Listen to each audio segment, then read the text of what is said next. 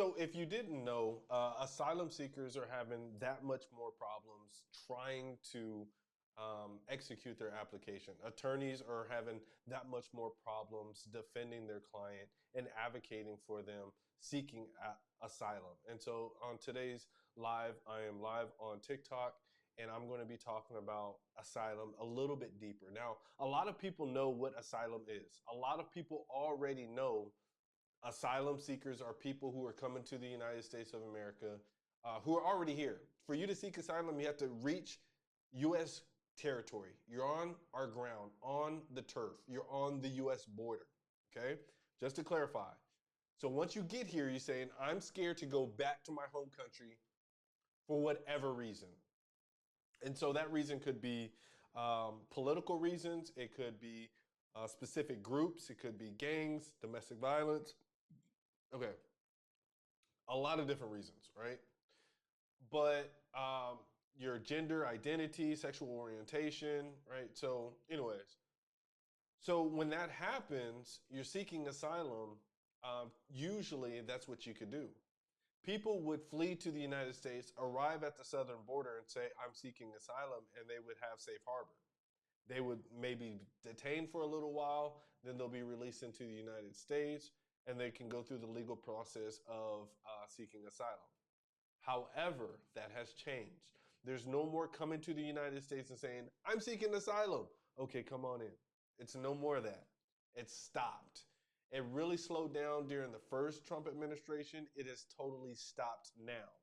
And so when Donald Trump, he brags about how the southern border has shut down and there's nobody really trying to get over through our southern borders, he's absolutely correct because of that whole asylum. One of the reasons why is because of that whole asylum piece. Today, I'm going to be talking about asylum in a little bit different angle. It's a whole lot harder to seek asylum today than it was a year, 2 years ago during the Biden administration, during the first Trump administration. Significantly more difficult. And I'm going to outline just some of the reasons why today in this live. I'm going to go ahead and share this the screen of where I am going live on TikTok. And I really hope this is not for nothing, but in the near future, I hope that these lives are going to be a little bit more engaging. But if you have any questions, always feel free to ask them. I'm here for it. So I've got it pulled up on my screen. I'm sharing it on my live. And if you have any questions, I'm able to see them in real time. So let's break down the first one. I'm gonna see if I can make this my whole screen so it bumps up just a little bit larger so we can read it. So one of the reasons why the administration has made it that much more difficult is because, again, people were coming to the United States, hitting the U.S. turf and saying, I'm seeking asylum. And so right now, there's approximately 1.45 million applications pending, asylum applications pending. That's a lot. Okay? That's a lot. And they're coming up every single day, right? People are hiring attorneys. They're saying that they want to seek asylum. They want to go through the asylum process. So again, it's becoming more and more difficult for people to seek asylum because of how many cases are out there. They've got a lot, all right? They've got a lot. So the federal court has got to be able to go through these cases and judge on them. They're supposed to be able to judge on them fairly, but that's not what's happening, okay? It's not what's happening. So one of the reasons why it's harder to seek asylum or get your asylum application approved is because there's so many, and they're not going to allow a fourth of 1.445 million people to have access to the United States of America. I had to abbreviate it, but I have 1.45, but it's million pending applications. Now the federal government has forced the angle that if you're going to come to the United States, you're going to come here, and then they're going to kick you out during your asylum process. So you can come to the U.S. seek asylum, but you're going to have to wait in another country for your process, the application process, your due process. So you can't seek safe harbor in the United States while you're going through your asylum application. I hate that I misspelled. I missed a letter in asylum there. I just saw that. I just saw that. It's crazy. It's crazy. I'm so sorry. But at any rate, you all, that is the current reality right now, is that there's, according to our government, there's too many people seeking asylum. Okay, that's one, you know, indicator that they don't want more people to come to the United States of America. Right? They don't want more people to seek asylum, so they're starting to shut down the application, so you cannot apply through that way. Okay, so if you see thousands of people getting shut down, the federal government is getting harder on this application, they're going to have less people applying through that asylum, using the asylum method. Asylum seekers are to wait outside of the United States of America. So that is another way of them making things that much more difficult for the applicant. All right. So they're finding all these different ways to make it harder to seek, petition that asylum. Okay. They're making it that much more difficult. And this is the reality that we're currently living in. Well, I did a video. My last post was on how the ICE is now moving towards what, Charlotte, North Carolina, and New Orleans, and working with federal, local authorities to round up people in those areas. And they're slowly but surely hitting these larger cities and trying to gather as many undocumented persons as possible. Even if you are having, like, if you have temporary status, you're going to get detained, you're going to get deported, and you can come back, quote unquote, the legal route. All right, that's what's happening. So let's continue on the asylum. I really wish that I could kind of zoom in here on this image, but if I make it even larger, I'm going to cut my face off, and I don't want to do that. Um, but nevertheless, let's keep it pushing, y'all. Let's keep it pushing. Um, so there's increased fees. It's more expensive. It's more expensive. Thousands of dollars more expensive. Let I want to. Damn it! I really wish that I could look this up in real time to see what exactly are the fees now versus what they were 2 years ago during the Biden administration. But it's gone up over $1,000. I know for sure. So before, let's just say it was around 1,500 just for the application, just for the application. This is not including lawyer fees. This is not including that. Just to submit an application to the federal government saying I'm seeking asylum was around $1,500. Let me see here. I'm gonna. I wish I had a what is it? A producer on the back end working behind the scenes helping me out, but I don't.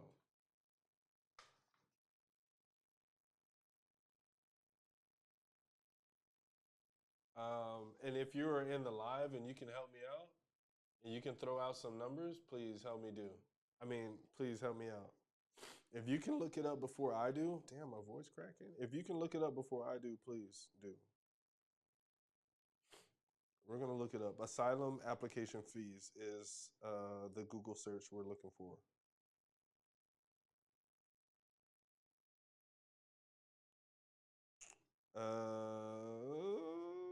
Allow, continue. Oh shoot.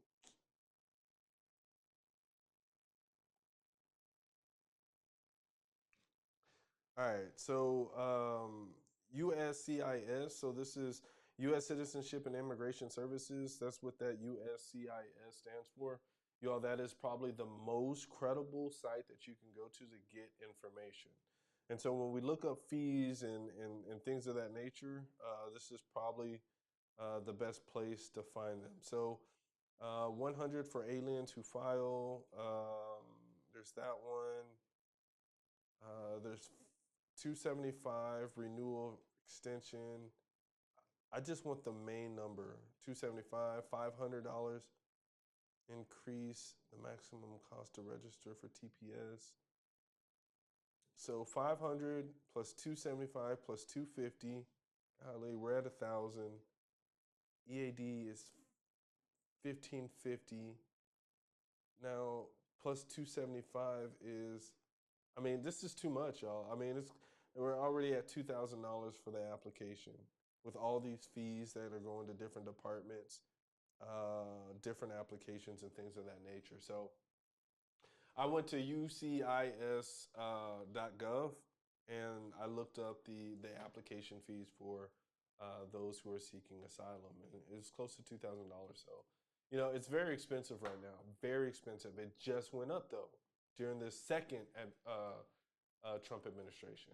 Okay, so as you can imagine, with increased fees, um, it can be it can be something that can stop someone from seeking asylum or going through the legal process of coming to the United States of America. All right. So today's live was to talk about how much more difficult it is to seek asylum here in the United States of America. It's not just to really identify what an asylum applicant is, what they're just identifying what the application is. No, it's more so to highlight how much more difficult seeking asylum here in the U.S. is during the second administration. I'm going to lock out these last ones, and then I'm going to go ahead and shut it down because I know y'all go to sleep really quick on the YouTube channel. So there's longer wait times now. So before it was a couple of years, um, and just imagine now. Before it was a couple of years to go through the whole process. Now it's that much more longer to seek asylum, up to 10-year wait to seek asylum here in the United States of America. You guys, it's too long. Okay, it's way too long. I just turned up my mic a little bit, but it's far too long of a wait. And so when people talk about come to the United States the right way, I mean, okay, 10 years from now, right? 10 years, there's a lot of things that can happen in 10 years. A lot that can happen. Okay, and so people aren't trying to do that. They're not trying to hear it. So give me a second, you all. I'm gonna get to some of these questions. It says there's 12 new messages. I don't know if anybody has written anything in the comments. I know it's pretty weak as far as the attendance, but I'm gonna see if there's any comments here in a minute.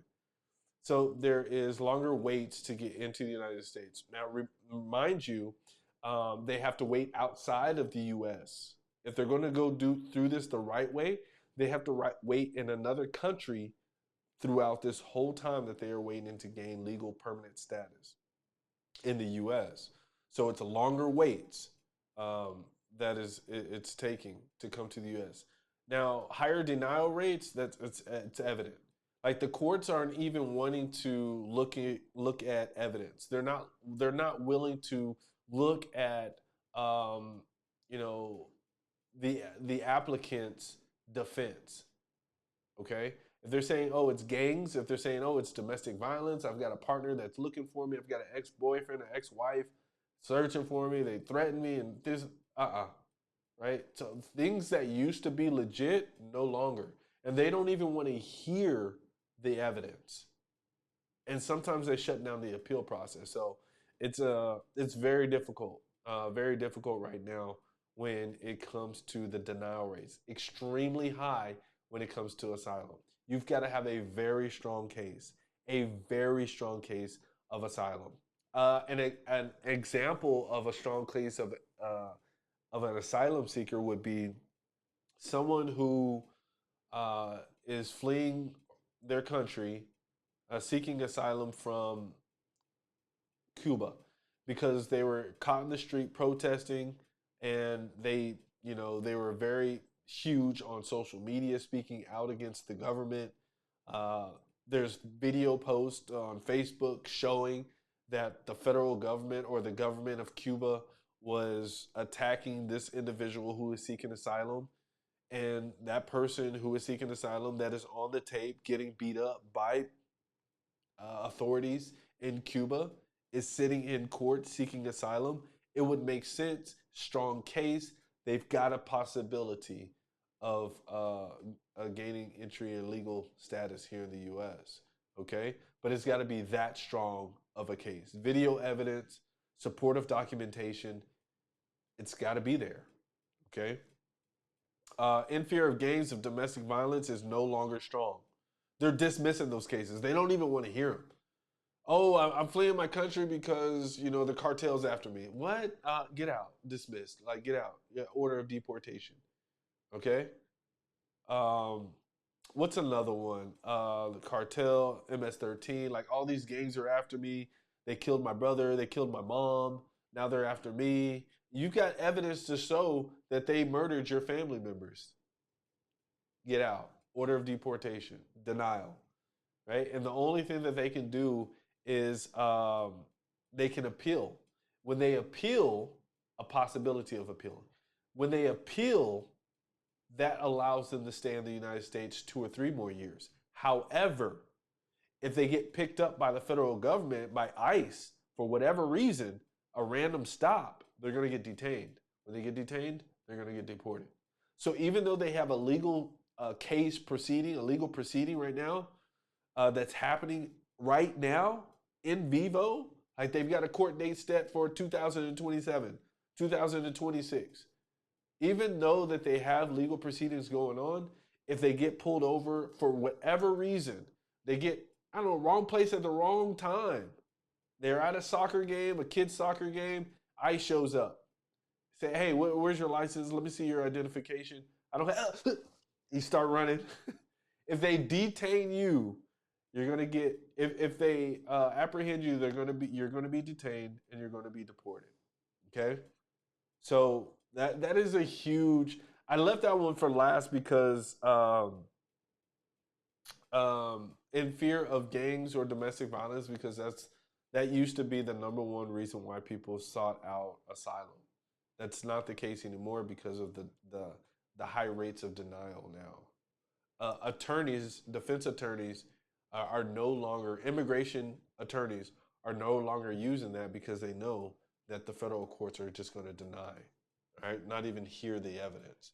So let me see if there's any comments or anything that can contribute to today's live before I pivot.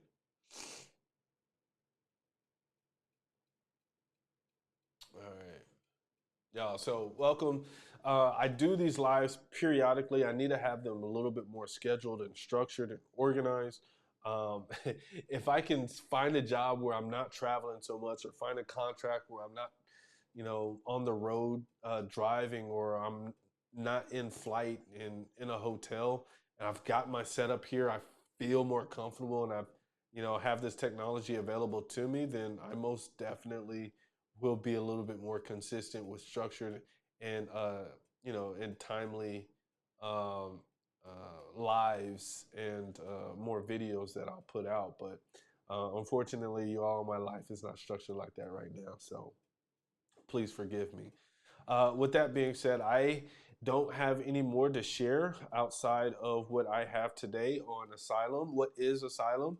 That is, if I wasn't clear before, asylum seekers are people who have made it to the United States and they are actively saying that they are in fear of returning back to their country because of persecution of for whatever reason, whether it's their sexual orientation, if they're identifying the LGBTQ community, and it's frowned upon back home, and or there's several political persecution, and there's different reasons why, or they were persecuted in their country. They experienced the persecution and they're fleeing and they came to the United States. So they have already experienced the persecution in their country. So it always boils down to the anxiety and the fear of returning back to their country for said reason. Okay? So that is asylum seekers. The most prevalent in the past, historically, the most prevalent reason for people who come to the United States, they usually seek asylum. That is the most prevalent application. I had put up here on the screen 1.45 million people are seeking asylum right now, approximately, and these cases are pending. They're open pending cases. All right. So, with that being said, you all, my name is Jeremiah Rankins, licensed professional counselor in the state of Texas, and I provide immigration evaluations and services to those people who are trying to seek legal status here in the United States the right way. And so, if you are interested in learning a little bit more about what I do and the services that I offer, whether you're a mental health professional, a clinician who wants to do more, now is the opportunity to do that. Right now is the best time to do that because I'm offering $150 off approximately of my course. So right now it is priced at $347 instead of $497. So if you want to take advantage of that, I would. If you are motivated to learn how to do this work and how you can make an impact and service the global community, I offer that training to those who are licensed clinicians. Those who are students, I encourage you to join my Facebook group and continue to learn because there's definitely some work that you have to do as far as like getting fully licensed, unrestricted before you can practice independently. For students or interns, or how can I say this? The not the interns, the associates, right? For those clinicians who are in their provisional license state, feel free to join, but just know that you cannot practice independently doing these immigration evaluations. That's all the time that I'm going to spend on this video, and I hope to see you on the other side.